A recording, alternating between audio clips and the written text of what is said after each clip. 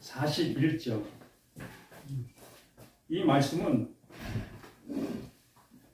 예수님께서 바리새인들, 서기관들 말씀을 안다 여기고 있는 그들을 향해서 예수님께서 뭔가를 알려주고 싶은 그러한 그 열심이 이 말씀 안에, 이 비유 안에 가득 담겨 있음을 봅니다.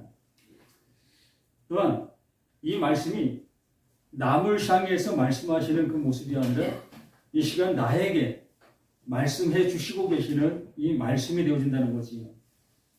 이 말씀을 통해서 내가 세움을 입고, 또한 이 말씀을 통해서 내가 그 하나님께서 원하시는 그 자리로 나아갈 수 있는 우리 모두가 되어야 한다는 거지.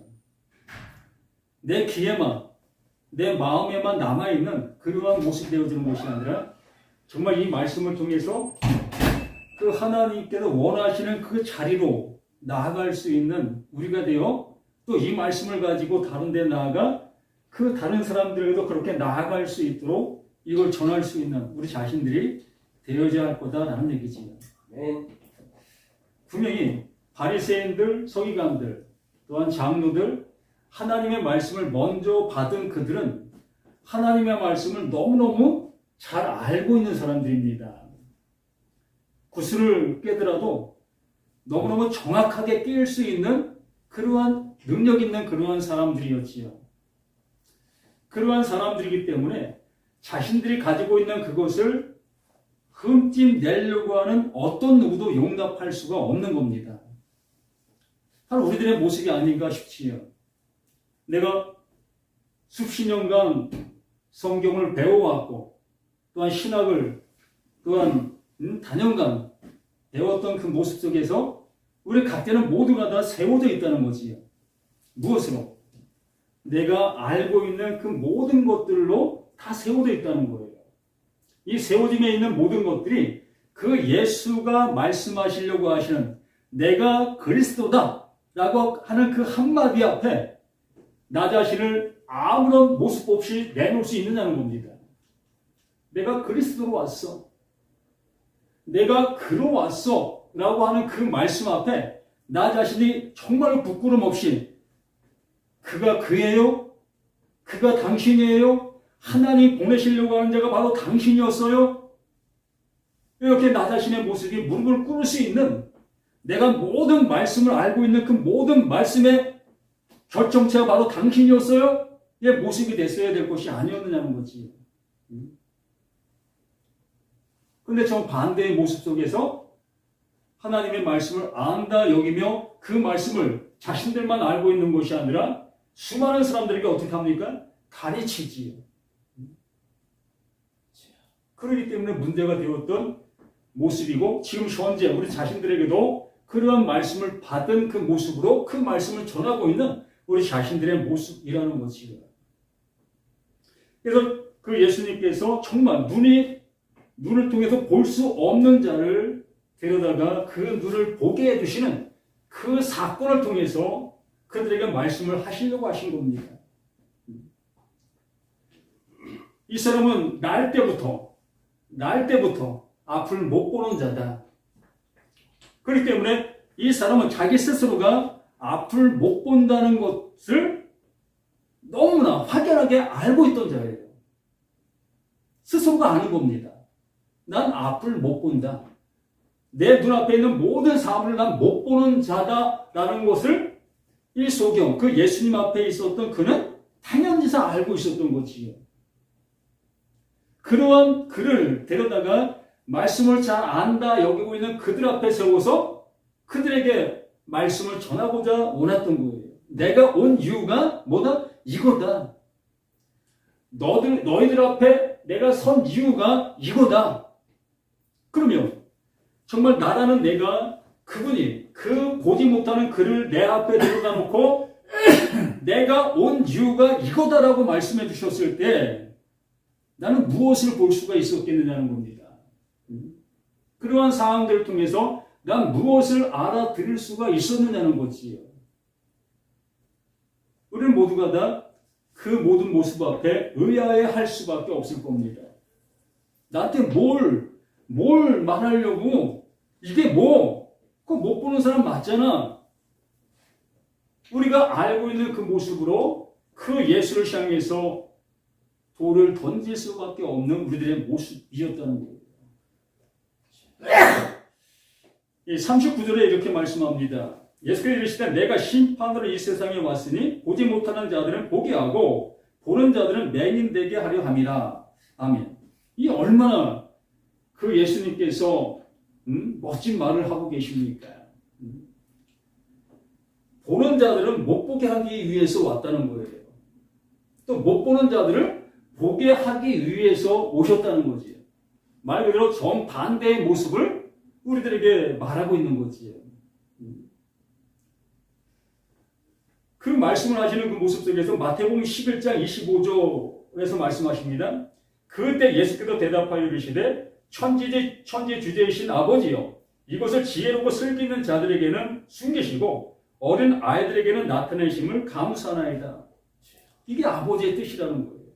그 예수가 앞을 못 보는 그를 데려다 놓고 말씀하고 계시는 그 말씀이 아버지의 뜻이라는 거예요. 여기 말씀을 안다 여기고 있는 자들이 누구예요? 슬기롭고 지혜로운 자들이지. 정말 수천 년 동안 그 말씀을 대물림 받아서 하나님이 나의 아버지로 자신들의 구원주로 한 번도 의심 없이 믿었던 그들이 지혜롭고 슬기로웠던 자들이었던 겁니다. 그런데 하나님께서는 그들에게 그걸 숨기셨다는 거예요. 무엇을? 하나님의 그 마음을. 하나님의 마음을 숨기시고 하나님의 말만 그들에게 주었다는 겁니다. 참 우스운 얘기 아니겠습니까? 그들은 그 말을 듣고 그 말을 따라 얼마나 열심을 다하여 자신의 생명보다 더 귀하게 그걸 지키며 행하고 살았던 그들이었지 않습니까? 그런데 그 예수가 와서는 이러한 얘기를 하고 있는 이 모습 속에 우리가 어떻게 이 말씀을 아멘으로 화답할 수 있겠느냐는 거지. 내가 신학을 몇 년 했는데, 내가 신앙생활을 수십 년 했는데, 내가 이렇게 신앙생활하고 이렇게 행한 내 모든 것들이 그럼 아무것도 아니란 말이야? 그냥 모습이잖아요. 그 모습 앞에 아유 예수님 감사합니다. 이제라도 내게 가르쳐도 감사합니다. 이렇게 우리가 무릎을 꿇겠습니까? 나의 정당성을 그 예수를 향해서 쏟아붓겠지요. 네가 뭘 안다고 이런 얘기를 하고 있냐? 너 신학교 나왔어? 너 율법 잘 배웠어? 이러한 모습으로 그 예수를 향해서 질문할 수밖에 없는 것이 우리들의 모습이라는 겁니다. 옳소이다. 이렇게 된 것이 아버지의 뜻이니이다. 내 아버지가 모든 것을 내게 주셨으니 아버지 외에는 아들을 아는 자가 없고 아들과 또 아들의 소원대로 계시를 받는 자 외에는 아버지를 아는 자가 없다. 완전하게 일축해버리는 겁니다. 지금 이스라엘 백성들이 알고 있는 그 모든 것들이 너희들 모르는 거야. 너희들 장님이야. 라고 완전하게 그냥 일축해버리는 거예요. 너희들의 지식과 너희들의 상식과 너희들의 어떠한 것으로도 그 하나님의 그 마음을 알 수 있는 것은 아무것도 없다. 이것을 우리를 향해서 이렇게 쏟아붓고 있는 이 예수님의 말씀 아니겠습니까? 그러므로 아버지께서 보내신 자, 온 그 예수만이 그 아버지의 뜻을 아는 거라는 것이요. 지금요. 예. 우린 유대인이 아니에요. 예? 유대인이 예, 아니라고. 그 유대인에 대한 설명은 우리하고 해당이 안 되는 거예요. 하나도 어울리지 않습니다. 맞아요. 하나도 안 어울려요. 우리는 다 예수를 믿고 있는 사람들이에요. 하나도 안 어울리는데 내가 이 말씀 앞에 풍덩 빠져야 돼. 내가 빠지지 않냐면 이 말씀은 나와 아무 상관이 없는 헛소리가 되는 거예요. 내가 예수를 왜 믿어요? 그 유대의 메시아로 온 그 예수를 내가 왜 믿어? 아무 의미가 없잖아요. 그래서 하나님의 말씀은 이 시간 나를 향해서 주시기 위해서 기록된 성경이라는 겁니다. 이 기록된 성경을 통해서 하나님의 마음을 알아가는 것이 이 말씀의 요지예요. 이걸 무시해버린다면 우리는 신앙생활 할 의미가 없어요. 교회 다녀요. 왜 교회를 다녀요? 그 유대인 종교에 왜 우리가 거기에 목매여야 되는 것이라는 거지. 하나님의 말씀은 유대인에게 하신 그 말씀이 곧 나에게 지금 이 순간 해 주셨던 나를 건져내시려는 그 열심이 담겨 있는 것밖에 없어요. 그래서 수없는 말씀들을 우리에게 말씀해 주시는 그 모습 속에서 40절 이렇게 말씀합니다. 요한복음 9장 40절 바리새인 중에 예수와 함께 있던 자들이 이 말씀을 듣고 이르되 이렇게 말씀을 듣고 그들이 이렇게 얘기합니다. 우리도 맹인인가?